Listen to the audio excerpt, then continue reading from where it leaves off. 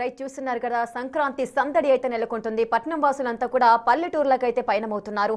ఇన్ని రోజులుగా అటు జాబ్లతో బిజినెస్లతో చాలా బిజీగా ఉన్న ప్రజలంతా కూడా తమ సొంతూర్లకు వెళ్లి ఈ పండుగను ఎంతో ఘనంగా జరుపుకోవడానికి వారంతా సిద్ధమైపోయారు. వారి యొక్క లగేజ్లతో వారి యొక్క బంధువులను కలుసుకొని వాళ్ళ ఊర్లలో పండుగ జరుపుకోవడానికి అందరూ కూడా వారి యొక్క సొంతూర్లకైతే పయనమవుతున్నారు. అటు ఎల్బీ నగర్ లో సిచ్యువేషన్ ఏ విధంగా ఉంది, సో దానికి సంబంధించిన పూర్తి వివరాలు అందించడానికి మా ప్రతినిధి అనిల్ లైవ్ లో సిద్ధంగా ఉన్నారు.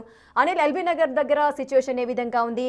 ముఖ్యంగా అటు విజయవాడ జాతీయ రహదారిపై వాహనాల రద్దీ ఎక్కువగా ఉంది అని చెబుతున్నారు. అక్కడ పరిస్థితి ఏంటి?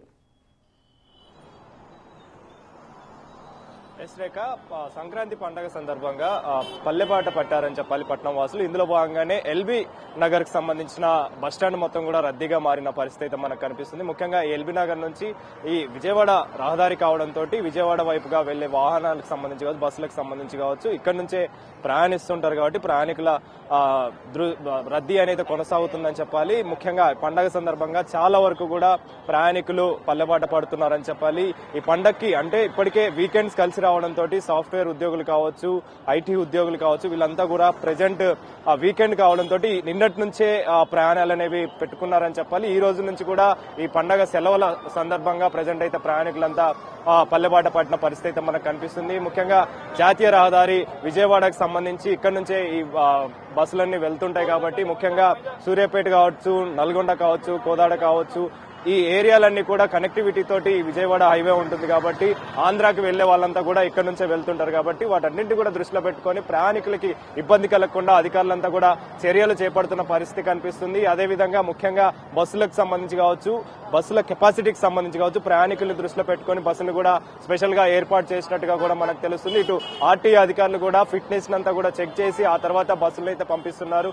అదేవిధంగా లాండ్ ఆర్డర్ కి సంబంధించిన సిబ్బంది కూడా చర్యలు చేపడుతున్న పరిస్థితి. ఇందులో భాగంగానే ప్రయాణికులకి ఎలాంటి ఇబ్బందులు కలగకుండా అయితే అన్ని విధాలుగా చర్యలు అయితే చేపడుతున్నారు. ముఖ్యంగా పండుగ జరుపుకునే సమయంలో వీళ్ళందరూ కూడా క్షేమంగా వెళ్లాలని చెప్పేసి కూడా ఆర్టీఏ అధికారులు కావచ్చు, లాండ్ ఆర్డర్ కావచ్చు, ఆర్టీసీ అధికారులు కావచ్చు ప్రత్యేకంగా చర్యలు అయితే చేపడుతున్న పరిస్థితి.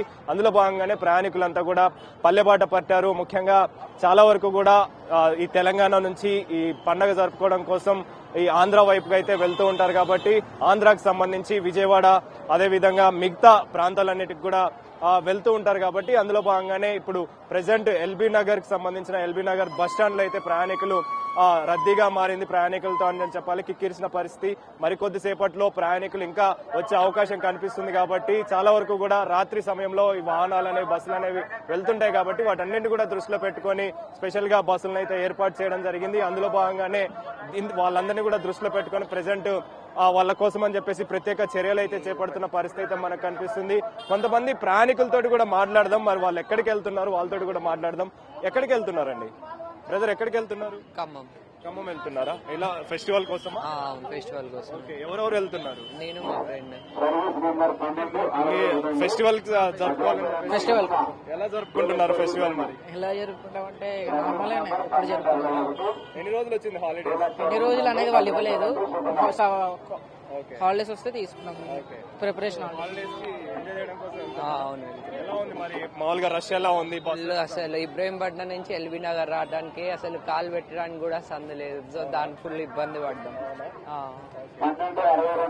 ముఖ్యంగా చూసుకోవచ్చు అంటే రష్ కి సంబంధించి కావచ్చు, అదేవిధంగా చాలా మంది పండగని ఎంజాయ్ చేయడం కోసం వెళ్తున్నామని చెప్పేసి కూడా మాట్లాడుతున్నారు. అందులో భాగంగానే ముఖ్యంగా ఇక్కడ ఉన్నటువంటి ప్రయాణికులంతా కూడా పల్లెబాట పడుతున్నారు. ఎందుకనంటే సంక్రాంతి పండుగ చాలా గ్రాండ్ గా అయితే జరుపుకుంటుంటారు కాబట్టి కొంతమంది ప్రయాణికులు మనతో పాటు ఉన్నారు. మేడం ఎక్కడికి వెళ్తున్నారు? ఎలా ఉంది రష్? ఎలా ఉంది? బాగుందా? హాలిడేస్ కి వెళ్తున్నారా? ఫ్యామిలీతో ఎలా ఉన్నాయి? బస్ సీట్స్ కి సంబంధించి కావచ్చు, బస్సులు కావచ్చు, ఫెసిలిటీస్ దొరుకుతున్నాయా? అన్ని సీట్స్ ఉన్నాయి కానీ బుక్ చేసుకున్నాం. అంటే ఎప్పుడు బుక్ చేసుకోవాల్సి వచ్చింది? మామూలుగా నిన్న ఈవినింగ్ చేశాను. పండగ ఎలా జరుపుకోబోతున్నారు? ఏం చెప్తారు దానికి? ఎలా ఉంది? పండగ బాగా జరుపుకుంటున్నారు? పిల్లలకి హాలిడేస్ ఇచ్చారు కదా 1 వీక్ కోసం అనేసి వెళ్తున్నాను. ఎవరి దగ్గరికి వెళ్ళేది అంటే మీకు సంబంధించి? అమ్మమ్మ వాళ్ళ దగ్గర. సో ముఖ్యంగా చాలా వరకు కూడా రిలేటివ్స్ కి సంబంధించి కావచ్చు, అదేవిధంగా పట్టణానికి సంబంధించి అందరూ కూడా చదువుకోవడానికి ఇక్కడికి వస్తుంటారు కాబట్టి పండగని ఎంజాయ్ చేయడం కోసం అని చెప్పేసి పిల్లలతో సహా అయితే ప్రజెంట్ పల్లెబాట పట్టారని చెప్పాలి ప్రయాణికులు. ఇందులో భాగంగానే ఇటు బస్సులకు సంబంధించి కావచ్చు, అదేవిధంగా ప్రయాణికులకు ఇబ్బంది కలగకుండా స్పెషల్ గా బస్సులను కూడా ఏర్పాటు చేశారు. ముఖ్యంగా జాతీయ రహదారి విజయవాడ కాబట్టి ట్రాఫిక్ జామ్ ని కూడా దృష్టిలో పెట్టుకుని ప్రయాణికులు 4-వీలర్ లో వెళ్లే వాళ్ళు కావచ్చు, అదేవిధంగా పెద్ద బస్సులకు సంబంధించి కావచ్చు, వాటన్నిటికి కూడా తగిన చర్యలు తీసుకుంటున్నామని చెప్పేసి ఇప్పటికే అధికారులు తెలిపారు. కాబట్టి వీటన్నింటినీ కూడా దృష్టిలో పెట్టుకొని రేపు జరుపుకోబోయే అంటే రానున్న రోజుల్లో జరుపుకోబోయే పండుగ కోసం అని చెప్పేసి పట్నం వాసులంతా కూడా పల్లెబాట పట్టిన పరిస్థితి అయితే మనకు కనిపిస్తుంది. రేఖ.